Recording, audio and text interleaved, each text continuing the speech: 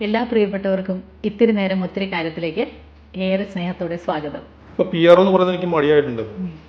പക്ഷേ ഈ ദൈവം തന്നൊരു വഴിയായിട്ടായിരിക്കും ഞാൻ ഇത് കാണുന്നത്. ഈ ഒരു മാറ്റം ഞാൻ പ്രതീക്ഷിക്കുന്നത് 2024 മാറും ഞാൻ. സത്യം പറഞ്ഞാൽ ഇന്ന സാഹചര്യത്തിൽ എന്നെപ്പോലെ ഒരാൾക്ക് പി ആർ പണി ചെയ്യാൻ പറ്റിയ ഒരു അന്തരീക്ഷമല്ല സിനിമയിലുള്ളത്. ശരിക്ക് സിനിമയ്ക്ക് ആവശ്യമായ സ്ഥലത്ത് ആവശ്യമായ പബ്ലിസിറ്റി കിട്ടുന്നില്ല. സിനിമയാണ് ശരിക്കും അഫക്റ്റ് ചെയ്യപ്പെടുന്നത്, ചെയ്യുന്നത് അത് എനിക്കറിയാൻ പാടില്ല. പക്ഷെ കൂടുതൽ എമൗണ്ടായി. പണ്ട് ഇതെല്ലാം ഞാൻ ഒറ്റയ്ക്ക് ചെയ്തിരുന്നു.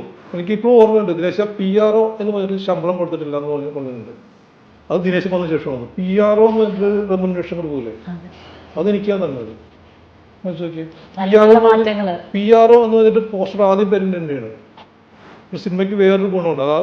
ഞാൻ പറഞ്ഞിട്ടുണ്ട്, ഒരു 100 പേരുണ്ടെങ്കിൽ 1 മിനിറ്റ് സമയം ഈ 100 പേരും ഒരു ഫോക്കസിലേക്ക് വരും. ആക്ഷൻ എന്ന് പറയുമ്പോൾ ഡയറക്ടർ എപ്പോഴാണ് ആക്ഷൻ പറയുമ്പോൾ ആ സമയത്ത് നിശബ്ദമായിട്ട് ആ ലൊക്കേഷൻ 100 പേരുണ്ടെങ്കിൽ ആ 100 പേരും ആ ഒരു ആക്ഷൻ എന്ന് പറയുന്ന സ്ഥലത്ത് മെൻ്റലി പവർ വരും.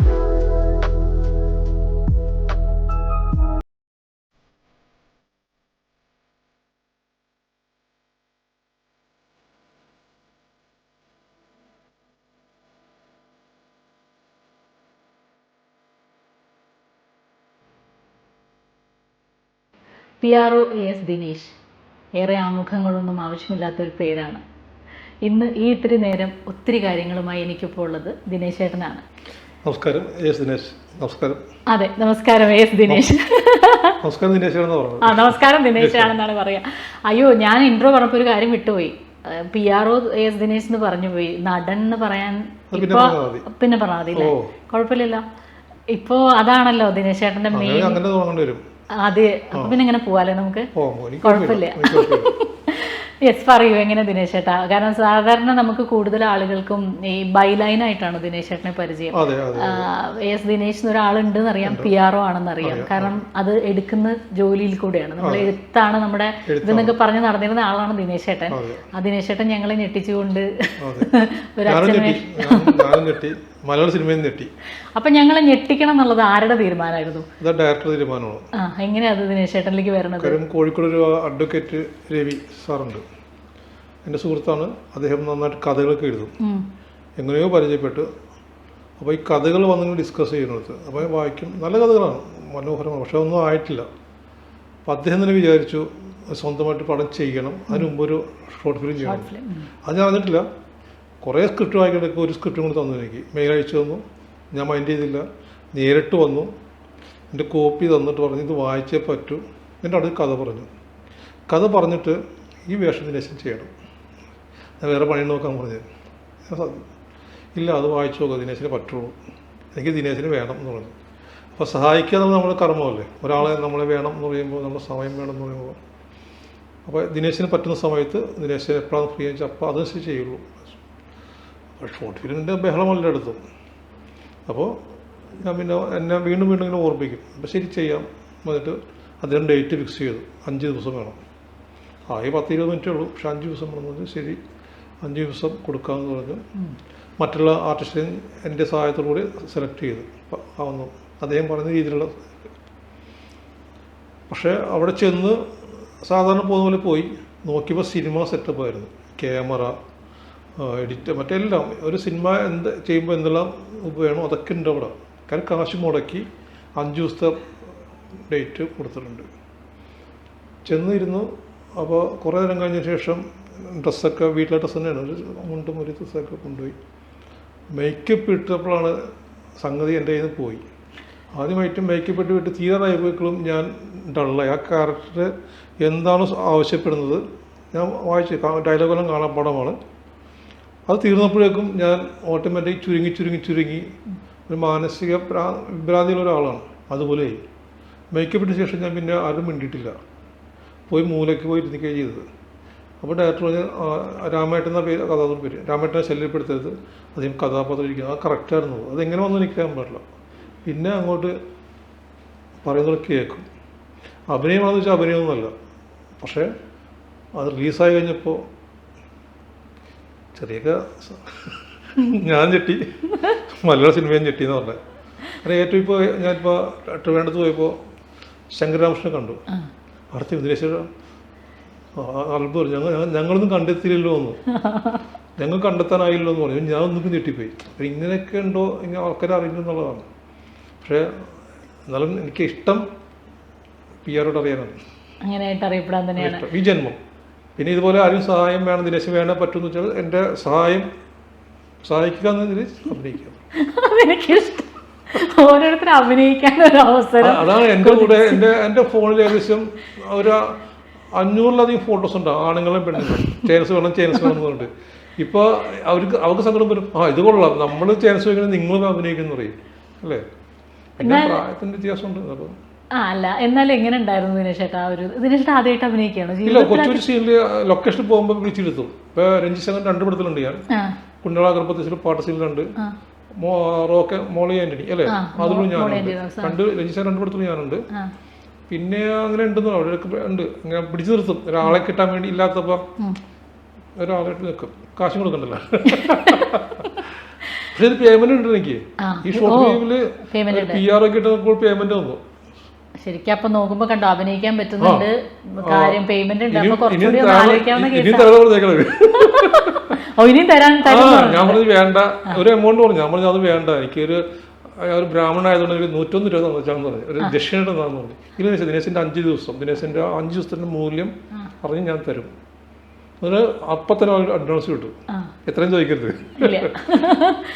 ഞാൻ പറഞ്ഞില്ല, ഒരു PR ഒക്കെ ഒരു പടത്തിന് കിട്ടുന്നതിനേക്കാൾ കാശ് തന്നു. മനസ്സിലായി. പക്ഷെ ഞാൻ അതിൽ ഭയങ്കരമില്ല, കാശ് കിട്ടുന്ന വെച്ചാൽ അഭിനയിക്കാനൊന്നും പോകില്ല. അത് ബന്ധങ്ങളാണ്, അത്രേ ഉള്ളൂ. ഞാൻ അല്ലാതെ ഒരു നടനാകാൻ അയാൾ പറഞ്ഞ ഡയലോഗ് ഉണ്ട്, എല്ലാവരും ഒരു നടനെന്നാ പറഞ്ഞത്, എല്ലാവരിലും ഒരു നടനോ നടിയോ ഉണ്ടെന്നാ പറഞ്ഞത്. അത് കണ്ടെത്തുക എന്നുള്ളതാണ്. അപ്പം അയാൾ കണ്ടെത്തി. പക്ഷെ എനിക്കിപ്പോഴും വിശ്വാസമില്ല. പക്ഷെ അത് കാണുമ്പോൾ ഒരു കാഴ്ചക്ക് അത് ഓക്കെയാണ്. ഇത് സൈനാപ്ലേയിലല്ലേ വന്നത്? അതെ, സൈനാപ്ലേയിലാണ്, സൈന മൂവീസ്. എന്താ സ്നിഗ്ധം എന്നല്ലേ പേര്? എന്താ വാക്കിന്റെ അർത്ഥം? എന്താ? സ്നേഹം, അലിവ്, ആർദ്രം തന്നെയാണ്. ആദ്യത്തെ പേര് ഹൃദയം എന്നാണ്. അതിന്റെ ഹൃദയത്തിന്റെ വേറൊരു വാക്കാണ് സ്നിഗ്ധം. സ്നേഹത്തോടെ, അലിവോടെ, കരുണയോടെ എന്നുള്ള വാക്കാണ് തോന്നുന്നത്. അതായിരിക്കണം. ഇപ്പം അത് ഇറങ്ങിയതിന് ശേഷം ഇപ്പം ആരെങ്കിലും ഒക്കെ കാണുമ്പോ അങ്ങനെ തിരിച്ചറിയാം. ഞാൻ ആർക്കും അത് ലിങ്ക് അയച്ചു കൊടുത്തില്ല. കാര്യം എന്നെ കുറിച്ച് ഞാൻ PR ഉള്ളത്, എനിക്കൊരു PR ഇല്ല. അപ്പൊ അതിന്റെ PR ആവാൻ എനിക്ക് മടിയുമുണ്ട്. പക്ഷെ കൂട്ടുകാർക്ക് ആകാനും പറ്റുന്നില്ല. അത് ആ മാറ്റില് PR എഴുതിയിട്ടില്ല ഞാൻ.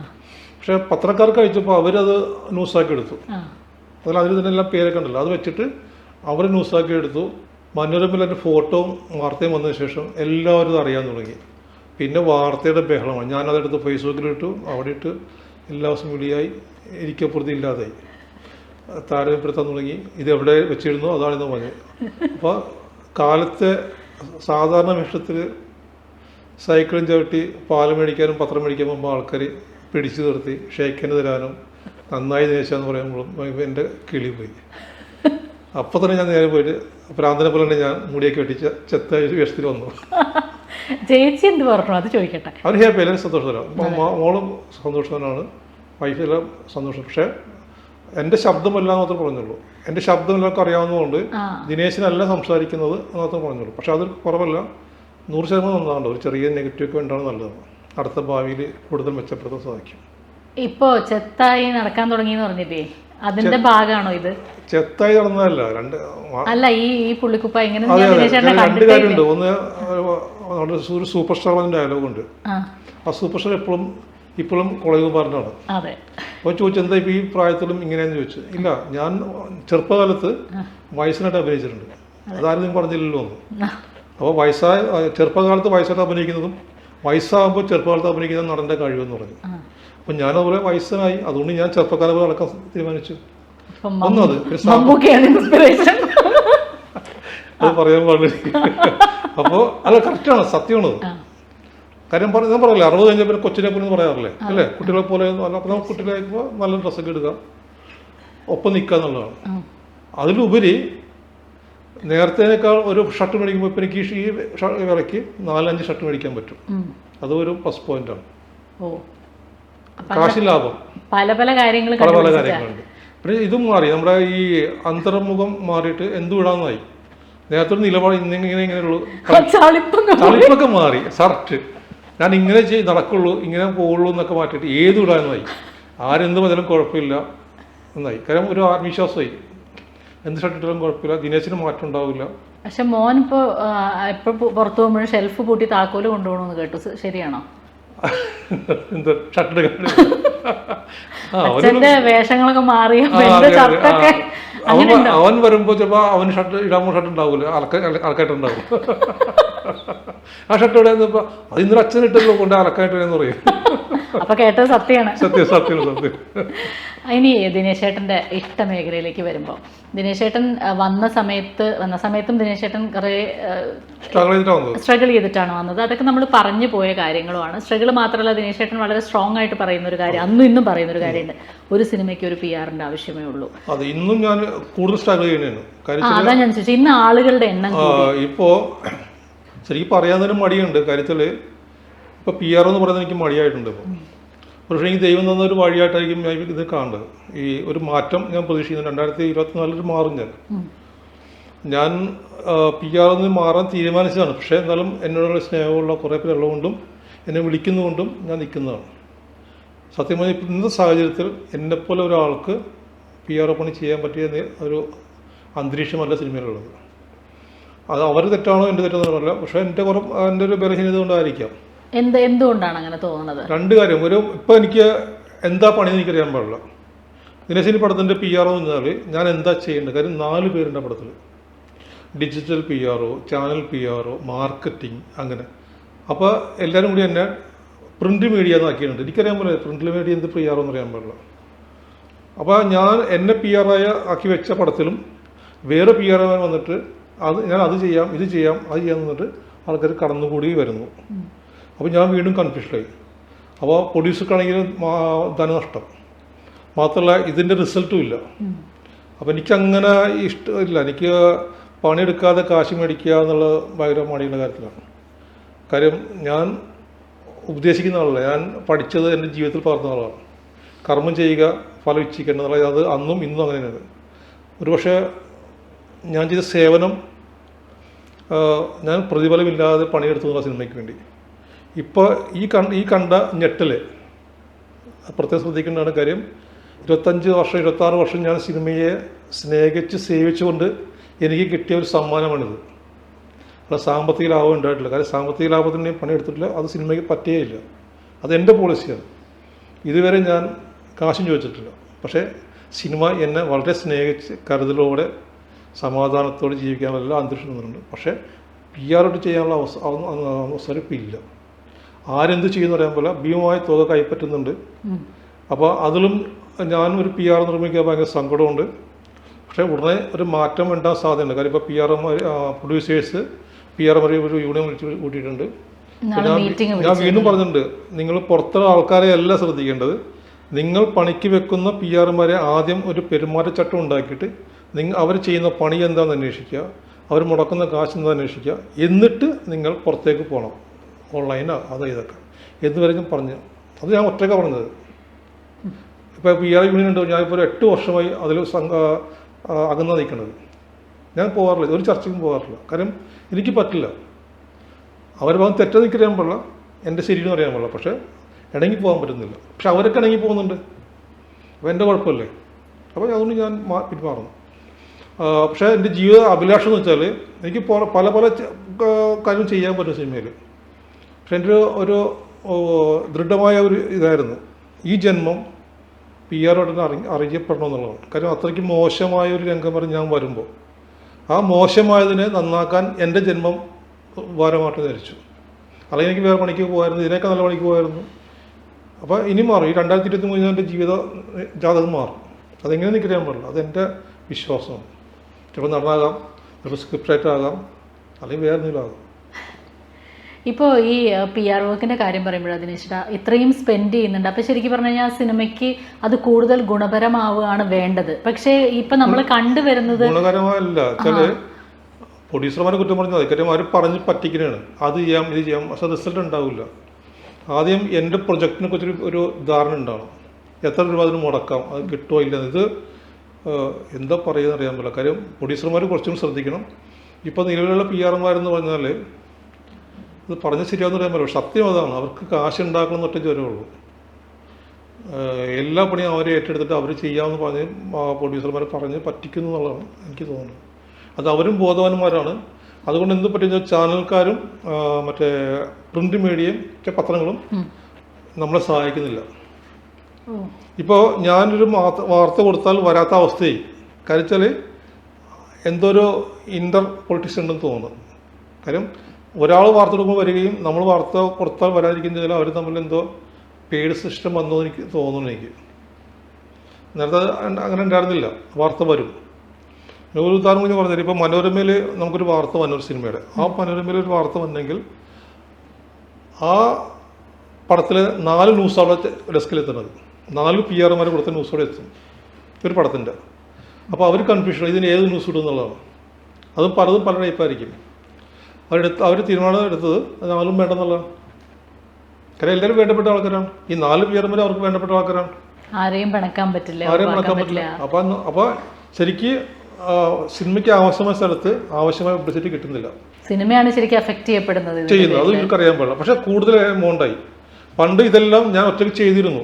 ഇവർ പറയുന്നൊരു കാര്യം, ദിനേശിന് വയസ്സിനായി, ഡിജിറ്റൽ അറിയാൻ പാടില്ല എന്നുള്ളതാണ്. അപ്പോൾ കണ്ണും കാണാൻ പറ്റുന്നില്ല, കൈയും കാലും ഓടുന്നില്ല, ഞെക്കാൻ പറ്റുന്നില്ല എന്നൊക്കെ അവർ പറഞ്ഞത്. പക്ഷേ അവരിപ്പോൾ അവർ പറയും ശരി, കഴിഞ്ഞോളം ഞാൻ ദിനേശം ഒരുമിച്ച് ചെയ്തത് ഡിജിറ്റൽ, അയാൾ അങ്ങനെ പറഞ്ഞ് പറ്റിക്കുന്നതാണ്. ഞാൻ പിന്നെ നിർബന്ധിച്ച് പണി മേടിക്കാൻ പോകില്ല. കാര്യം ഇഷ്ടമുണ്ടെങ്കിൽ വിശ്വാസമാണ് പ്രശ്നം. നമ്മളൊരാളെ പണി ഏൽപ്പിച്ചാൽ അയാൾ ചെയ്യുമെന്ന് ഞാൻ വിശ്വസിക്കുക. ചോദ്യം ചെയ്യരുത്. ചോദ്യം ചെയ്താൽ ആൾ ഇതായിപ്പോവും, കൺഫ്യൂഷനായി പോകും. ഒരിക്കൽ ഇനി ശ്രീനിവാസൻ അങ്ങനെ പറഞ്ഞിട്ടുണ്ട്, ഞാനൊരു ആളെ തിരഞ്ഞെടുത്ത് ഒരു പണി ഏൽപ്പിച്ചാൽ അയാളെ ഞാൻ വിശ്വസിച്ചുകൊണ്ട് കൊടുക്കും, പിന്നെ അയാളെ ശല്യപ്പെടുത്തില്ല. ഇത് വേണം. അപ്പോൾ എന്നെ വിശ്വസിച്ച് മാത്രം എൻ്റെ പണി ഏൽപ്പിച്ചാൽ മതി. ദിനേശൻ ചെയ്യും, പിന്നെ നോക്കണ്ടെന്ന് പറഞ്ഞാൽ നടക്കും. പക്ഷെ അങ്ങനെ അല്ല വന്നു കഴിഞ്ഞാൽ നടക്കുകയില്ല. അത് കുറേ സത്യങ്ങളുണ്ട്. നമ്മൾ നയിക്കുന്നത് ഭരണഘടന മാത്രമല്ല, ഒരു പ്രപഞ്ചഘടനയുണ്ട്. അതുകൊണ്ട് അറിഞ്ഞിരിക്കണം. ഈ പ്രപഞ്ചത്തിൽ എന്തെല്ലാം നടക്കും സാധ്യതയുണ്ടെന്ന് നമ്മൾ അറിയണം. അല്ല ഭരണഘടന മാത്രം നോക്കിയിട്ട് കാര്യമില്ല. എനിക്കറിയാം എന്തെല്ലാം സംഭവം. ഇപ്പം ഞാൻ കൊടുക്കുന്ന ന്യൂസ് വരുന്നുണ്ട്, അതെങ്ങനെ? അതെൻ്റെ കർമ്മത്തിൻ്റെ ഫലമാണ്. ഞാൻ ഫോൺ ചെയ്യാറില്ല ന്യൂസ് കൊടുക്കുമ്പോൾ, അത് കൊടുക്കണം. ഇപ്പം എൻ്റെ ന്യൂസ് ഞാൻ ആരും പറഞ്ഞിട്ടില്ല, ന്യൂസ് വന്നെന്ന് പറഞ്ഞിട്ടേ ഇല്ല. അതെനിക്ക് പറയാൻ പാടില്ലേ, അവർ കൊടുക്കുകയും ചെയ്യും. പക്ഷേ അവർക്കറിയാം ദിനേശൻ ന്യൂസ് കൊടുക്കുന്നത് വരാൻ വേണ്ടിയാണെന്നും അവരെ വിളിച്ച് ശല്യപ്പെടുത്താൻ പാടുന്നതും അറിയാം. ഇന്നലെ ഒരു മീഡിയക്കാരൻ ദിനേശ രക്ഷ നേരം എടുത്താൽ അത് കൊടുക്കൂലേ എന്നിട്ട് 30 PR വിളിക്കുന്നു. അവർക്ക് മതിയായി മനസ്സിലായി. അപ്പം പണ്ടത്തെ ആൾക്ക് വിളിക്കേണ്ട ആവശ്യമില്ലല്ലോ. ഇന്ന് ഞാൻ പറഞ്ഞു, ഈ PR എന്ത് വാഗ്ദാനം കൊടുത്താലും ഇന്ന ന്യൂസ് ഇന്നടുത്ത് വരും എന്ന് പറയാനുള്ള ഒരു ഉറപ്പ് പറയാൻ സാധിക്കില്ല. അത് ചെയ്യുന്ന അവർ തന്നെയാണ്. അപ്പം അവരുടെ പേരും പറഞ്ഞ് നമ്മൾ കാശുണ്ടാക്കുന്നതാണ്. നമ്മൾ പണിയെടുക്കുന്നില്ല. ഇപ്പോൾ ഒരു പ്രസ് മീറ്റ് നടത്തണമെന്ന് പറഞ്ഞാൽ മേടിക്കാവുന്നൊരു എമൗണ്ട് ഉണ്ട്, കോർഡിനേറ്ററാണ് അല്ലേ. പക്ഷെ പണിയെടുക്കുന്ന ആരാണ്? അവരാണ്. ഈ നമ്മൾ വിളിച്ചൊന്നും ആൾക്കാരെ പണിയെടുക്കല്ലേ ന്യൂസ് കൊടുക്കുന്നത്. ഞാൻ അവരെ വിളിക്കുന്നത് മാത്രമേ ഉള്ളൂ. പക്ഷേ അവരേക്കാൾ കൂടുതൽ കാശ് ഞാൻ മേടിക്കും എന്നുള്ളതാണ്. അതിലൊരു ശരികേടുണ്ട് എന്നുള്ളതാണ് അല്ലേ. പണി അവരെ കൊണ്ട് എടുപ്പിച്ചിട്ട് കാശ് ഞാൻ മേടിക്കുന്നുള്ളതാണ്. അത് അവിടെ എന്തോ ഇതുണ്ട്. ഞാൻ നേരെ മറിച്ച് അവർക്ക് കാശ് കൊടുക്കാറില്ല, ഞാൻ മേടിക്കാറില്ല. എൻ്റെ സർവീസ് ചാർജ് മേടിക്കുന്നത്. സർവീസ് ചാർജ് എന്ന് പറയാൻ പറ്റില്ല എന്നാണ് പറഞ്ഞത്. അതവിടെ തുച്ഛമാണ്. അപ്പോൾ വരുമാനം കുറവായതുകൊണ്ടാണ് ഞാൻ വീട്ടിൽ സമാധാനത്തോടെ കുടുംബസമേതം ശാന്തമായി ഉറങ്ങി ജീവിക്കുന്നത്. ഇപ്പോൾ വിശ്വാസത്തിനെ പറ്റി ഒരുപാട് പ്രാവശ്യം ദിനേശ് ചേട്ടൻ പറഞ്ഞു, ഇത് ദിനേശിനെ ഏൽപ്പിക്കാം എന്ന് വിശ്വാസത്തോടെ നമ്മളെ ഏൽപ്പിക്കുന്നു. നമ്മൾ ഞാൻ ദിനേശ് ചേട്ടനിൽ കണ്ടിട്ടുള്ള ഒരു പ്ലസ്, ദിനേശ് ചേട്ടൻ വലിയ സിനിമയായാലും ചെറിയ സിനിമയായാലും അതിനെടുക്കുന്ന എഫേർട്ട് ഒന്നിനെയും കൂട്ടിയും കുറച്ചും ആ പരിപാടി ഞാൻ കണ്ടിട്ടില്ല എൻ്റെ അറിവ് വെച്ചിട്ട്. അപ്പം അങ്ങനെ ദിനേശ് ചേട്ടൻ വളരെ ആത്മാർത്ഥമായി ചെയ്ത് ദിനേശ് ചേട്ടന് തിരിച്ച് വേദന കിട്ടിയ അനുഭവങ്ങളുണ്ടോ? വേദന എല്ലാത്തിലും ഉണ്ട്. ഞാൻ ഇന്നലെ എഴുതിയുള്ളൂ, നമ്മുടെ വേദനയും കൂടി ആസ്വദിക്കാൻ പറ്റിയാൽ കുറച്ചുകൂടി ജീവിതം സന്തോഷപ്രദമാകും. ഇന്നലെ എഴുതി വെച്ചാൽ നമുക്ക് ജീവിതത്തിൽ വരുന്ന പരാജയം വിജയിക്കാനുള്ള സാഹചര്യം ഉണ്ടാക്കിത്തരും. കാര്യം എന്നെ നോക്കേണ്ട ആരാണ്? എന്നെ പറഞ്ഞയച്ച ആളാണ്. ഞാൻ ഇതിനെ പേടിക്കുന്നത്, ഞാൻ ഇതിന് സഹായം ആവശ്യപ്പെടുന്നതിനാണ്. ഞാൻ ദൈവത്തെ വിളിക്കണമെങ്കിൽ ദൈവത്തെ വിളിക്കണം, ദൈവം എന്നെ വിളിപ്പിക്കാൻ സാഹചര്യം ഉണ്ടാക്കി തരണ്ടേ. ഇപ്പം ഞാനുണ്ടെങ്കിൽ ഞാൻ ഗുരുവായൂരപ്പന്ന് വിളിക്കുള്ളൂ. അതിൽ ഗുരുവായൂരപ്പൻ എന്ത് ചെയ്യും? വെറുതെ ഇരിക്കേണ്ടി വരും അല്ല. ഞാനൊരു കോമൺ പറഞ്ഞിട്ടുണ്ട്. അപ്പം അങ്ങോട്ടും ഇങ്ങോട്ടും ഉണ്ട് അല്ലേ. അപ്പോൾ പ്രൊഡ്യൂസർ എനിക്ക് ആശയമായിരുന്നു, അതൊരു സത്യം. ഞാൻ പ്രൊഡ്യൂസറിന് കൊടുക്കണ്ടേ. അപ്പോൾ എന്നെയും സംരക്ഷിക്കണം, ഞാനും സംരക്ഷിക്കണം. ഇതെല്ലായിടത്തും ഉണ്ട്. അപ്പോൾ എന്ത് പറ്റുമെന്ന് പറയാം, അപ്പോൾ സിനിമയിൽ അത് കുറവായതുകൊണ്ടാണ്, പറയാൻ പാടില്ല, കുറേ സമയം കഴിയുമ്പോൾ അവർ തളർന്നു പോകുന്നുണ്ട്. വളരെ വളരെ വലിയ പേരെടുത്ത ആൾക്കാരൊക്കെ തളർന്നു പോകുന്നുണ്ട്. കാര്യം അതിൽ കർമ്മത്തിൽ 100% സിൻസിയർ അല്ലെങ്കിൽ തകരും. പിന്നെ വേദന അതൊക്കെ ഉണ്ട്. 24 മണിക്കൂറിൽ 12 മണിക്കൂർ പകലും 12 രാത്രിയാണ്. 2 സൈക്കിൾ, 2 വീലാണ്, ഒന്ന് ദുഃഖവും ഒന്ന് സന്തോഷവും. ഈ 2 സൈക്കിളിന് മുകളിൽ ഇരുന്നിട്ട് വേണം ബാലൻസ് ആയിട്ട് മുന്നോട്ട് പോകാൻ പറ്റുള്ളൂ. ഒരു വീലും മാറ്റാൻ പറ്റില്ല. അപ്പോൾ നമുക്ക് തരുന്ന ദുഃഖങ്ങളും എനിക്കുള്ളതാണ്, സന്തോഷവും എനിക്കുള്ളത്. പക്ഷേ 100% നമ്മൾ കർമ്മം ചെയ്യുക, ഫലം ഇച്ഛിക്കരുത്. അപ്പം ഞാൻ ഫലം ഇച്ഛിക്കുന്നതല്ല, കിട്ടുന്നത് കൊണ്ട് സുഖമായി ജീവിക്കുന്നു. പക്ഷേ അതിനുള്ള ഓരോരോ വഴികളും ദൈവം തരുന്നുണ്ട്. ദിനേശൻ എങ്ങനെ നമുക്ക് കൊണ്ടുപോകാം, ദിനേശൻ എങ്ങനെ കൊണ്ടുപോകാം. ദിനേശൻ ഇത്ര സ്വഭാവക്കാരനാണ്. അപ്പോൾ എൻ്റെ ഭാര്യയ്ക്ക് ജോലിയുണ്ട്. അപ്പോൾ ഞാൻ ഇവിടുന്ന് കാശുണ്ടായി കൊടുക്കേണ്ട ആവശ്യമില്ല. അത് ദൈവം തന്ന വേറെ അനുഗ്രഹമാണ്. അപ്പോൾ അങ്ങനെ തരും. അപ്പോൾ ഞാൻ കല്യാണം കഴിക്കുമ്പോൾ ഒരു ജോലിയില്ല. അപ്പോൾ എൻ്റെ സിനിമ വന്ന് സിനിമയിപ്പോൾ ഇപ്പോൾ ഭാര്യ റിട്ടയർഡായി, ഞാൻ റിട്ടയർഡ് ആയിട്ടില്ല. അല്ല, ഞാൻ കറക്കം പറഞ്ഞതാണ്. മനസ്സിലായി. അപ്പോൾ എനിക്ക് പണിയില്ലാത്തപ്പോൾ അവിടെ ആളുണ്ട്. അപ്പോൾ അവർ പണി നിർത്തിയപ്പോൾ എനിക്ക് പണിയായി. അപ്പോൾ ഒറ്റ കാര്യമുള്ളൂ, കർമ്മം ചെയ്യുമ്പോൾ 100% അതിൽ തൃപ്തി. ഇപ്പോൾ ഞാൻ PR ആകുമ്പോൾ 100%, അഭിനയിക്കുമ്പോൾ അതിൽ, എഴുതുമ്പോൾ അതിൽ 100%. ഇപ്പോൾ ഞാൻ ഇരിക്കുന്നു 100% ഇവിടേക്ക് വേറെ ചിന്തയില്ല. അവിടെ പോകണം ഇവിടെ പോകണം ഒന്നുമില്ല. കാരണം അത് ഇതിവിടെ 100% ആകുമ്പോഴാണ് അടുത്ത ഏറ്റ പണി അവിടെ കംപ്ലീറ്റ് ആവും. അല്ലെങ്കിൽ അതും പോവും ഇതും പോവും. ഇപ്പൊ ദിനേശേട്ടൻ പറഞ്ഞല്ലോ, ദിനേശേട്ടൻ എങ്ങനെയും സിനിമയുടെ ഭാഗമായിട്ട് തന്നെ നിൽക്കും. കാരണം ദിനേശേട്ടൻ അത്ര ഇഷ്ടപ്പെട്ട് ചെയ്യുന്നു. അതെ, കുറെ ഗുണമുണ്ട്. ഒന്ന് യാത്ര ചെയ്യാൻ പറ്റും, ഇഷ്ടമുള്ള ആൾക്കാരെ പരിചയപ്പെടാൻ പറ്റും. ഒരാളല്ല, എല്ലാവരും എനിക്ക് ഒരുപോലെ കാണാം. എനിക്കൊരു ബോസില്ല. പിന്നെ മീഡിയക്കാരും അവരും പുതിയ ആൾ വരുമ്പോൾ എല്ലാം എനിക്ക് പല പല ആൾക്കാരെ കാണാൻ തരും. പിന്നെ മാത്രമല്ല എനിക്ക് പലതും പഠിക്കാനുണ്ട്. നമ്മളൊരു ജോലിക്ക് പോയാൽ അവിടെ മാത്രം, കോളേജിൽ അധ്യാപകനായി കഴിഞ്ഞാൽ അവിടെ മാത്രമേ ഉള്ളൂ. ഞാൻ ഇന്നലെ ഒരു സ്ഥലത്ത് പോയി, മിഞ്ഞാൻ പുതിയ സ്ഥലത്ത് പോയി, ഇന്നലെ പുതിയ ആളുകളെ പരിചയപ്പെട്ടു. ഇതിവിടെ മാത്രമേ ഉള്ളൂ. ഒരു സിനിമയ്ക്ക് വേറൊരു ഗുണമുണ്ട്. ഞാൻ പറഞ്ഞിട്ടുണ്ട്, ഒരു 100 പേരുണ്ടെങ്കിൽ 1 മിനിറ്റ് സമയം ഈ 100 പേരും ഒരു ഫോക്കസിലേക്ക് വരും. ആക്ഷൻ എന്ന് പറയുമ്പോൾ ഡയറക്ടർ എപ്പോഴാണ് ആക്ഷൻ പറയുമ്പോൾ ആ സമയത്ത് നിശബ്ദമായിട്ട് ആ ലൊക്കേഷനിൽ 100 പേരുണ്ടെങ്കിൽ ആ 100 പേരും ആ ഒരു ആക്ഷൻ എന്ന് പറയുന്ന സ്ഥലത്ത് മെൻ്റലി പവർ വരും. ഇത് പട്ടാളത്തെ പോലെ ഉണ്ടാവില്ല. അത് കഴിഞ്ഞ് പിന്നെയും മറുപടിക്കും. ആ സമയത്ത് ആ ഷോട്ട് റെഡിയാക്കാൻ വേണ്ടി എത്ര പേരുണ്ട് അവരൊക്കെ അതിന് തയ്യാറാണ്. എന്ത് കുറവുണ്ടെങ്കിലും വലിപ്പച്ചെറുപ്പമില്ലാതെ ഡയറക്ടറായാലും ചേർക്കുന്ന ആരെയും ശരി ആ ഷോട്ട് നന്നാക്കാൻ വേണ്ടി എല്ലാവരും മനസ്സ് ഒന്നാകുന്ന ഒരേ ഒരു സന്ദർഭവും മുഹൂർത്തവും സ്ഥലവും സിനിമയാണ്. ആണോ? തീർച്ചയായിട്ടും. അത് ഞാൻ കണ്ടുപിടിച്ചു. ഞാൻ കണ്ടുപിടിച്ചു. കാര്യം ഒറ്റ മനസ്സാകുന്ന സമയം, ആ സമയത്ത് നോക്കിയോ നിശബ്ദമായിരിക്കും. ആ സമയത്ത് അല്ലേ? ഇപ്പം നിശബ്ദം. ഇപ്പം 2 പേരിരിക്കും. അവരും ഇതിനു വേണ്ടി എന്ത് ചെയ്യാൻ പറ്റും? ചിലപ്പോൾ എന്നെ ഇഷ്ടമല്ലായിരിക്കും, എൻ്റെ അഭിനയം ഇഷ്ടമല്ലായിരിക്കും. പക്ഷെ ആ സമയത്ത് അയാൾ പറയില്ല. അത് നന്നാക്കാൻ വേണ്ടി അയാളുടെ കഴിവ് തന്നിരിക്കും. ഈ ഒരു സ്വഭാവം സിനിമയിൽ മാത്രമേ ഉള്ളൂ, ആ യൂണിറ്റി. പിന്നെ അതിന് ശേഷമായിരിക്കും പറഞ്ഞത്. പക്ഷെ അപ്പം മൊത്തം സിനിമയിൽ ഉണ്ടാവും. ഇത്രയും വർഷത്തെ സിനിമയുടെ ഭാഗമായിട്ട് നിന്നിട്ട് നമ്മൾ സിനിമയുടെ പുറത്ത് കണ്ട് നമ്മൾ അത്ര പരിചയമില്ലാതിരുന്ന ആൾക്കാരെയൊക്കെ പിന്നീട് നമുക്ക് പരിചയപ്പെടാൻ, അടുപ്പത്തിൽ വരാൻ, അവരെ വ്യക്തികൾ എന്ന രീതിയിൽ അറിയാനൊക്കെ അവസരം കിട്ടിയിട്ടുള്ള ആളാണ്. അങ്ങനെ പറയുമ്പോൾ ദിനേശ് ചേട്ടനെ ഏറ്റവും കൂടുതൽ ചേർത്ത് നിർത്തിയിട്ടുള്ള ആളുകൾ ആരാണ്? അങ്ങനെ ആളില്ല. കാരണം ഞാൻ എൻ്റെ അന്നും ഇന്നും ചേർത്ത നിലപാടുണ്ട്. നമ്മൾ അടുക്കും തോറും കൂടുതൽ അടുത്താൽ അവരുടെ വേദന ഉണ്ടാകുന്ന ഉറപ്പാണ്. ഞാനൊരു വരച്ചിട്ടുണ്ട്. ആ വരക്കപ്പുറം കിടക്കില്ല. ചില നമ്മൾ വീട്ടിൽ കയറുമ്പോൾ അടുക്കളയുണ്ട്, പക്ഷെ അടുക്കള ഞാൻ പോകില്ല, ഞാൻ ഉമ്മർത്തിരിക്കും. അവിടുത്തെ വിശേഷം അറിയണ്ട. അവർ പുറത്തുനിന്ന് സംസാരിക്കുന്ന അത്രം കിട്ടിയാൽ മതി. അപ്പോൾ ആരുടെ കൂട്ടുകാരും ചെല്ലും വന്ന് സംസാരിക്കുന്ന ആ സമയത്ത് മാത്രമേ. ഞാൻ അടുക്കളയിൽ പോയിട്ട് എന്തുണ്ടാക്കി കറി, അതുണ്ടായി ഇതുണ്ടാകും, മീനുണ്ടാകും ചോദിക്കാൻ വേണ്ടിയില്ല. എല്ലാവരും സുഹൃത്തുക്കളാണ്. പക്ഷേ 50%, കുറേ ആൾക്കാർ 60 ഉണ്ടാവും, കുറേ ആൾക്കാർ 70 ഉണ്ടാവും. അതിനപ്പുറം പോകില്ല. ഈ 60, 70 ഇങ്ങോട്ട് വന്ന് സ്നേഹം കൂടി അടുപ്പ് കൂടി വരാം. എൻ്റെ 50% ആയിരിക്കും. അതാരായാലും. പിന്നെ അവിടെ നിന്ന് വന്നതനുസരിച്ചിട്ടാണ് അവർ 60 ആക്കും, 70 ആക്കും. അങ്ങനെ കുറേ പേരുണ്ട്. അത് PR നിലയ്ക്കല്ല, അത് വ്യക്തിബന്ധങ്ങൾ. എൻ്റെ ഇഷ്ടപ്പെടുന്ന ആൾക്കാരാണ്. അത് ഇന്ദ്രൻസ് ഉണ്ട്, ജഗദീഷ് ശ്രീകുമാറുണ്ട്. നമ്മൾ സംസാരിക്കുന്നത് സിനിമയായിട്ട് ആയിരിക്കില്ല.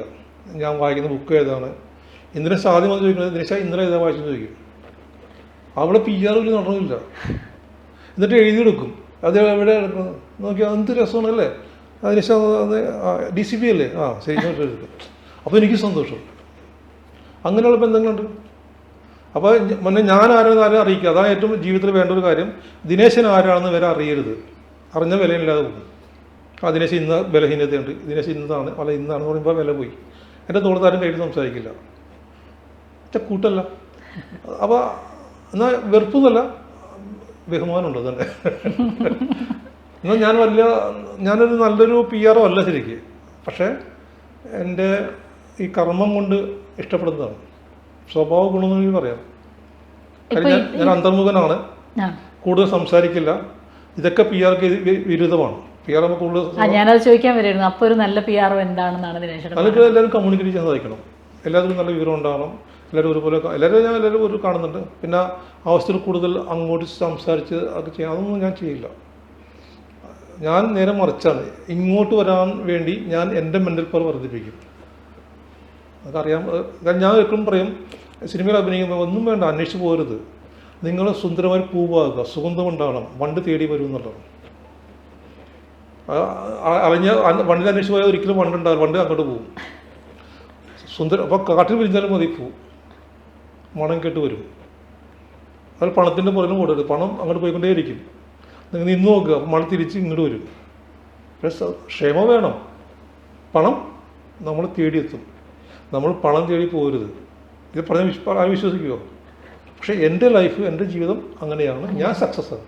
പക്ഷെ എന്നെ പോലെ ആകാൻ പറ്റില്ല മറ്റുള്ളവർക്ക്. കാരണം അവർക്ക് അവരുടെ സാഹചര്യം ഉണ്ടാവും, അവരുടെ വഴിയുണ്ടാവും, അവരുടെ ബുദ്ധി ഉണ്ടാവും, അവരുടെ രീതികളുണ്ടാവും. പക്ഷെ എനിക്ക് എൻ്റെ പറയാൻ പറ്റുള്ളൂ, ഞാൻ ഇങ്ങനെയാണ്, ഞാൻ സക്സസ് ആണ്. അതൊന്നും അറിയിക്കണം. ഞാൻ മലയാള സിനിമയിലെ ഏറ്റവും താഴെയുള്ള ഏറ്റവും കുറഞ്ഞ വേതനം പറ്റുന്ന പണി ചെയ്യണത്. ഏറ്റവും കുറഞ്ഞ വേതനം. കാരണം വേതനം കിട്ടാത്തതില്ല. 10 പടം ചെയ്ത ഏകദേശം 4 പടം കിട്ടാത്തതാണ്. പക്ഷെ എനിക്കതിൽ സങ്കടമില്ല. ഈ 4 പടത്തിൻ്റെ കർമ്മം ഡിപ്പോസിറ്റാണ്. ഇത് പലിശ എനിക്ക് തിരിച്ചു കിട്ടും. ആ വിശ്വാസം എനിക്കുണ്ട്. ഒരു കർമ്മവും പാഴായിപ്പോവില്ല. പക്ഷേ സിൻസിയറായിരിക്കണം, അറിഞ്ഞ് ചെയ്യണം, ആസ്വദിക്കണം, സത്യസന്ധമായിരിക്കണം. അത് ചിലപ്പോൾ 100 കൊല്ലം ഇരിക്കുമ്പോൾ പറഞ്ഞത്, പക്ഷേ ആ 100 കൊല്ലത്തെ പലിശ കിട്ടും. എത്ര കൊല്ലം വേണം കാത്തിരിക്കട്ടെ, കിട്ടിയിരിക്കും. അത് ഏത് വിധം എനിക്കറിയാൻ പാടില്ല. ഇപ്പം നേരത്തെ ദിനേശേട്ടൻ പറഞ്ഞില്ലേ, ഇപ്പോൾ കുറച്ച് കഴിയുമ്പോൾ ഒരു 24 ഒക്കെ ആകുമ്പോൾ ചേഞ്ചസ് വരും. ചിലപ്പോൾ സ്ക്രിപ്റ്റ് റൈറ്റർ ആയിട്ടായിരിക്കാം, നടനായിട്ട്. എന്താ നടനായിട്ട് പ്രതീക്ഷിക്കാം? നടനായിട്ട് ഞാൻ മനസ്സിലായില്ല. കാര്യം എൻ്റെ ശരീരവും എൻ്റെ മുഖവും ഒന്നും ഞാൻ അങ്ങനെ ഒരിക്കലും നടനാകാൻ ആഗ്രഹിക്കുന്ന ആരും ഉണ്ടാവില്ല.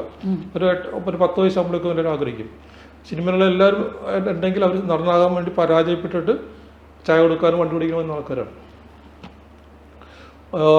ആരെ പരിചയപ്പെട്ടാലും അവർ പറയും ഒരു വേഷം കെട്ടണം എന്ന് പറഞ്ഞാൽ സിനിമയിലായാലും. പക്ഷേ ഞാൻ വിട്ടു. കാര്യം നമുക്ക് പറ്റില്ല, എൻ്റെ സ്വഭാവം, അത് മുഖം, അഭിനയം, പൊക്കം, തടിയില്ലായ്മ ഒക്കെ. പക്ഷെ പിന്നെയുള്ളത് എഴുത്താണ്. എഴുതാൻ എടുക്കണം, എഴുതാൻ കഴിവൊക്കെയുണ്ട്. എഴുതാൻ വേണ്ടിയാണ് ഞാൻ സിനിമയിൽ വന്നത്, തിരക്കഥ എഴുതാൻ വേണ്ടി വന്നതാണ്. അപ്പോൾ ഞാൻ എറണാകുളത്തേക്ക് വന്നപ്പോൾ തിരക്കഥാകൃതന്മാരെ ബഹളം, മുട്ടിയിട്ട് നടക്കാൻ പറ്റുന്നില്ല. ആരും നോക്കുമ്പോൾ എന്താ ഞാൻ സിനിമ കഥ എഴുതാൻ പോകുന്നു. അപ്പോൾ എന്തിനാ വെച്ചാൽ നിർത്തിയതാണ്. അപ്പോൾ എഴുത്തും വായനയും ബന്ധങ്ങളും ഉണ്ടാക്കാൻ പറ്റിയൊരു മാർഗ്ഗം ഇത്. പിന്നെ ആർക്കും വേണ്ടാത്ത പണി. 4 പേര് 150 സിനിമ മലയാളത്തിൽ ഇറങ്ങുമ്പോൾ ആകെ 4 PR. ഈ 4 PR-മാർക്കും എഴുതാനറിയാം, ശരിയല്ല അത്രേ ഉള്ളൂ. അപ്പോൾ ഞാൻ എങ്ങനെയോ പരിചയപ്പെട്ടു, അങ്ങനെ വന്നപ്പോൾ അപ്പോൾ എനിക്ക് തോന്നിയാണ്. അങ്ങനെ എനിക്ക് ഈ PRO പണി നല്ലതാണ്, ഇതിനൊരു സാധ്യതയുണ്ട്, ഇത് വളരെ ഗംഭീരമായ പ്രൊഫഷനാണെന്ന് കരുതി ഞാൻ കഷ്ടപ്പെട്ട് 10 കൊല്ലം എടുത്തു ഞാൻ PR ആണെന്ന് അറിയിക്കാൻ വേണ്ടി. കാര്യം മറ്റുള്ള സൈഡ് ബിസിനസ് ഒന്നുമില്ല. അപ്പോൾ ഇവിടെ എല്ലാ ആൾക്കാർ ബ്രോക്കറാണെന്ന് വേണ്ടി പറയാം. PR എന്ന് പറയാൻ പറ്റില്ല, കച്ചവടക്കാരനാണ് എല്ലാവരും. അത് അവിടെ കൊടുത്ത് ഇവിടെ കൊടുത്ത് അവർ കൂടുതൽ ഇതും ചെയ്യും. അപ്പോൾ എനിക്കിപ്പോഴും ഓർമ്മയുണ്ട്, ദിനേശ് PRO എന്ന് പറഞ്ഞിട്ട് ശമ്പളം കൊടുത്തിട്ടില്ല എന്ന് പറഞ്ഞിട്ടുണ്ട്. അത് ദിനേശ് വന്ന ശേഷമാണ്. PRO എന്ന് പറഞ്ഞിട്ട് റെമ്യൂണറേഷൻ കൊടുക്കൂലേ, അതെനിക്കാണ് നല്ലത്. ചോദിക്കേ, PRO എന്ന് പറഞ്ഞിട്ട് പോസ്റ്റർ ആദ്യം പേരിൻ്റെ തന്നെയാണ്. ഞാൻ ഏറ്റവും പഴയ ആളാണ്. PRO AS പിന്നെയാണ് ഇപ്പോൾ വെക്കണത്. വെക്കണം എന്ന് പറയാൻ പറ്റില്ല, വെക്കണം എന്ന് പറഞ്ഞാൽ അവർ പറയും. അപ്പോൾ അങ്ങനെ. പക്ഷേ ഇപ്പോൾ എനിക്ക് മാനസികമായിട്ട് ഒരു സത്യസന്ധമായിട്ട് വർക്ക് ചെയ്യാൻ തോന്നുന്നില്ല. ആൾക്കാർ പടമുണ്ട്, 30 പേരുണ്ടെങ്കിലും എന്നെ ഇപ്പോഴും വിളിക്കുന്നുണ്ട്. ഞാൻ ഇപ്പോഴും നല്ല പടം ചെയ്യുന്നുണ്ട്. പക്ഷേ അത് സത്യസന്ധമാകുന്നില്ല. എന്താ ചെയ്യാനുള്ളത് അറിയാൻ പറ്റില്ല. അവരുടെ കാശ് മേടിച്ചിട്ട് കാര്യമില്ലോ, ചെയ്യാമെന്നില്ല. അപ്പോൾ ഞാൻ ചെയ്യുന്ന പണി അവരും ചെയ്യുന്നുണ്ട്. പിന്നെ ഞാൻ എന്തിനാണ്? കാര്യം പ്രൊഡ്യൂസർക്ക് നഷ്ടമല്ലേ, എനിക്കിഷ്ടമല്ല. അപ്പോൾ എൻ്റെ പണി മറ്റൊരു PR എടുക്കുന്നതിൻ്റെ എടുത്തുകൂടെ ഞാൻ എന്തിനാണെന്ന് ആലോചിക്കും. അപ്പോൾ അങ്ങനെ. പക്ഷേ പോകാനും പറ്റുന്നില്ല. കാര്യം നമ്മുടെ ഇഷ്ടമുള്ള കുറേ ആൾക്കാരുണ്ട്. ദിനേശ് ചെയ്യണമെന്ന് പറയുമ്പോൾ ചെയ്യണം. പക്ഷേ കാലം ഒരു സമയം തരും. ദിനേശൻ്റെ ദൗത്യം പൂർത്തിയായി. ദിനേശൻ അവിടെ വൃത്തിയെ ശുദ്ധിയാക്കി ആൾക്കാർക്ക് വരാം, ആൾക്കാർ ഇഷ്ടംപോലെ വരുന്നു, അവർക്ക് കാശ് കിട്ടുന്നു. ദിനേശൻ്റെ പണിത് കഴിഞ്ഞു. അടുത്ത മിഷൻ എന്താണ്, അത് വരും. അപ്പോൾ അതില് വീണ്ടും സ്ക്രിപ്റ്റ് റൈറ്റിംഗ് ഉണ്ടാവുമെന്നാണ്. സ്ക്രിപ്റ്റ് റൈറ്റിംഗ് എഴുതി തുടങ്ങി. ഒരു കൊങ്ങണി ഭാഷയിലുള്ള സിനിമ ചെയ്തിട്ടുണ്ട്. പിന്നെ ശലഭ എന്ന് പറഞ്ഞ പേരിൽ ഒരു സിനിമ ഉണ്ട്. ഒരു ഫീമെയിൽ ആർട്ടിസ്റ്റിന് ഭയങ്കര ഗംഭീരമായ, ഇതുവരെ ആരും ചെയ്യാത്ത സിനിമയാണ് ചെയ്യുന്നത്. അത് ഇറങ്ങുമോ ഇല്ലെന്ന് എനിക്കറിയാൻ പോലെ, എഴുതുന്നോ, എൻ്റെ ഇഷ്ടം പോലെ എൻ്റെ ജോലി എഴുതുക എന്നുള്ളതാണ്. അത് 4 കൊല്ലം ഞാൻ ഈ ശലഭയും കൊണ്ട് നടക്കാം. ഒരു പെണ്ണാണ്. ആ പെണ്ണ് നിങ്ങളാകാം, ആരും ആകാം. ഒരു പെണ്ണ് മനസ്സുറങ്ങണേ. ആ പെണ്ണ് മനസ്സുറക്കുമ്പോൾ ഇവിടുത്തെ ആൾക്കാർ ഞെട്ടും. ഇങ്ങനെയുണ്ടോ പെണ്ണുങ്ങളുടെ മനസ്സിൽ എന്തൊക്കെ ചിന്തകളെന്ന് പെണ്ണിന് പോലും അറിയാൻ പാടില്ല. അതിൻ്റെ ഭാഗമായിട്ട് ഇന്നലെ ഞാൻ അതിൻ്റെ ഭാരതസ്ത്രീ എന്നൊരു പുസ്തകം മേടിച്ചിട്ടുണ്ട്. എന്താണ് ഭാരതസ്ത്രീ എന്ന് അറിയാൻ പറ്റില്ല. ആ ഭാരതസ്ത്രീ സങ്കല്പന എൻ്റെ സിനിമ. ഒരു സ്ത്രീക്ക് 9 ഭാവങ്ങൾ ഉണ്ടല്ലോ, 9 അല്ല, ഇഷ്ടംപോലെ ഭാവങ്ങളുണ്ട്. ഈ 9 ഭാവങ്ങൾ വരത്തക്ക ജീവിതവും അതിലൂടെ പുരുഷന്മാരുടെ കുറേ തട്ടിപ്പുണ്ട്. അതും തുറന്നു പറയുമ്പോൾ പുരുഷന്മാരും ഞെട്ടും. അവർ പറഞ്ഞിട്ടില്ല, പുരുഷന്മാരും പറയുന്നില്ല. പിന്നെ മറിച്ച് പെണ്ണുങ്ങളും ചീത്ത പറയുന്നുണ്ട് പുരുഷന്മാരെ. അതും തെറ്റാണ്. അപ്പോൾ ശരിക്കും എന്താ സംഭവം എന്ന് ഞാൻ പറയാൻ ശ്രമിക്കുന്നതാണ്. കുറച്ച് പണി. അപ്പോൾ ദിനേശ് ഇത് വന്നതിന് പ്രശ്നം പറയാം, ദിനേശിൻ്റെ ആളുകളല്ല പൂച്ചനപ്പുറം ഇരുന്നിട്ട് പറയുന്ന മൊത്തം പെൺവിഷയങ്ങളെ എക്സ്പീരിയൻസ് അല്ലേ, അതും ഞാൻ പ്രതീക്ഷിക്കുന്നുണ്ട്. പക്ഷെ എനിക്ക് ഇതില്ല കേട്ടോ, ഇത് ഞാൻ ബോധം ചെയ്യുന്നതല്ല. ഇപ്പോൾ വരുമ്പോൾ എനിക്കൊരു ഡയലോഗ് വന്നു. ഇങ്ങനെ സംസാരിച്ചുകൊണ്ടിരിക്കുകയാണ്, ഇവരിങ്ങനെ എങ്ങനെ പോകണം. ഇപ്പോൾ സ്റ്റക്കായപ്പോൾ അടുത്ത സീൻ വന്നപ്പോൾ ഇപ്പോൾ ഈ വന്ന ഓട്ടത്തിൽ എനിക്ക് കിട്ടിയത് എവിടെ നിന്ന് തുടങ്ങുമ്പോൾ. അപ്പോൾ ദേശ എൻ്റെ MD സംസാരിക്കുമ്പോൾ ഞാനിപ്പോൾ MD ഡയലോഗ് ഇപ്പോൾ ഓൾറെഡി ഫിക്സഡായി. അപ്പോൾ ഞാൻ പറഞ്ഞത് വരുന്നതാണ്. ഇപ്പം നമ്മൾ പണിയെടുക്കും. ഇപ്പോൾ മേഡം ഇരിക്കുന്നു, ഒരു ചോദ്യങ്ങൾ വരുന്നതാണ്, തോട്ട്സ് വരുന്നതാണ്. നമ്മളൊന്നിനും കാരണക്കാരല്ല. ഞാൻ നിങ്ങൾ തെറി പറയുമ്പോൾ നിങ്ങളത് കേൾക്കേണ്ട ആളാണ്, ഞാൻ പറയേണ്ട ആളാണ്.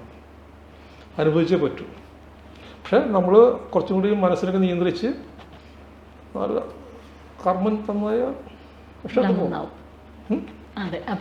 എല്ലാവരും വരും. ദിനേശ് ചേട്ടൻ്റെ ആ ഒരു പിന്നല്ലേ. അപ്പം എന്തായാലും ദിനേശ് ചേട്ടൻ്റെ ആ സിനിമ തന്നെയാണ് ഞങ്ങളുടെയും കാത്തിരിപ്പ്. അപ്പം അത് ചോദിച്ചില്ല, കൊങ്ങിണി ഭാഷ ചോദിക്കാറില്ലേ? കൊങ്ങിണി ഭാഷ എന്തിനാന്ന് ചോദിക്കണ്ട, ദിനേശ് ചേട്ടൻ കൊങ്ങിണി ബ്രാഹ്മണ. ഒരു കാര്യം പറയാം. കാര്യം ഞാൻ കൊങ്ങിണിയാണെങ്കിലും ഞാൻ അവരെ നിഷേധിച്ച് ജീവിച്ച ആളാണ് ചെറുപ്പത്തിൽ. എന്ത് ഭാഷ, വേറെ പണിയില്ലേ, അതങ്ങനെ. പക്ഷെ പിന്നെ കല്യാണം കഴിച്ചപ്പോൾ പറയുന്നത് അവർക്കൊരു നല്ല ഉഗ്രം കൾച്ചർ ഉണ്ടെന്നും അവർ വളരെ കഷ്ടപ്പെട്ടാണ് കേരളത്തിൽ വന്നതെന്നും ഞാൻ കൊങ്ങിണി ആയതുകൊണ്ടാണ് മലയാള സിനിമ നിൽക്കാൻ കാരണമെന്ന് എനിക്ക് മനസ്സിലായി. ആ സ്വഭാവം കിട്ടിയത് അവിടെ നിന്നാണ്, ആ കൾച്ചർ കിട്ടിയത്. അപ്പോൾ ഞാൻ കൂടുതൽ പഠിച്ചപ്പോൾ അവരുടെ പുറകിലൊരു നല്ലൊരു ജീവിത സംസ്കാരമുണ്ട്. അപ്പോൾ തിരിച്ച് ഞാൻ അവർക്കൊരു സിനിമ ചെയ്യാമെന്ന് വിചാരിച്ചു. അതുകൊണ്ടാണ് കൊങ്ങിണി ഭാഷയിൽ സിനിമ. ഞാൻ വിചാരിച്ചു ദിനേശ് ചേട്ടൻ അറിയുന്ന ഒരു ഭാഷ. അല്ലല്ല, തിരിച്ച് നമ്മൾ മലയാളത്തിനല്ല. ഞാൻ ഒരു ഉദാഹരണം പറഞ്ഞു. ഞാൻ മലയാളം BA-ക്ക് ചേർന്നപ്പോൾ അന്നത്തെ ഹെഡ് മലയാളം ദിനേശിന് മലയാളം പഠിക്കാൻ പറ്റുന്നത് ഹിന്ദി എടുത്താൽ പോലും ചോദിച്ചു. കാരണം പുച്ഛമായിരുന്നു അല്ലേ. ഒരു അന്യ ഭാഷക്കാരൻ മലയാളം പഠിക്കുമ്പോൾ ഹെൽപ്പ് ചെയ്യാതെ വേറെ ഇവിടെയെന്ന് പറഞ്ഞു. പക്ഷെ ഞാൻ ആ മലയാള ഭാഷ എഴുതിക്കൊണ്ട് ഇപ്പോൾ ജീവിക്കുന്നത്. അപ്പോൾ മറിച്ച് ഒരു ഹിന്ദി ഞങ്ങളുടെ ഭാഷയിലും കൂടി വെച്ച് അവർക്കും ഒന്ന് ചെയ്യാം. കുറച്ച് പാടാണ്, കാര്യം സബ്ജക്റ്റ് ഉണ്ടാക്കാൻ പാടാണ്. പക്ഷേ അത് ഫുള്ളായി വളരെ വില ബഡ്ജറ്റ് കുറച്ചിട്ട് ചെയ്യും. 2 ശബ്ദവും ചെയ്യും, ബാക്കി ബ്ലാങ്ക്. അപ്പോഴത്തേക്ക് പ്രായവും ഒന്നുമില്ല. അതൊക്കെ എന്തായാലും എത്രയും പെട്ടെന്ന് തന്നെ സംഭവിക്കും. 2024 തീർച്ചയായിട്ടും. അപ്പോൾ അതിലേക്കുള്ള ഒരു കാത്തിരിപ്പിൽ ഇത്രയും സമയം ഞങ്ങൾക്ക് വേണ്ടി മാറ്റിവെച്ചതിൽ ഒരുപാട് സന്തോഷം. വളരെ സന്തോഷം. എന്നെ ക്ഷണിച്ചാലും സംസാരിക്കാൻ എൻ്റെ മനസ്സ് താങ്ക് യു. അപ്പോൾ ശരി, നമുക്ക് പിന്നെ കാണാം കേട്ടോ.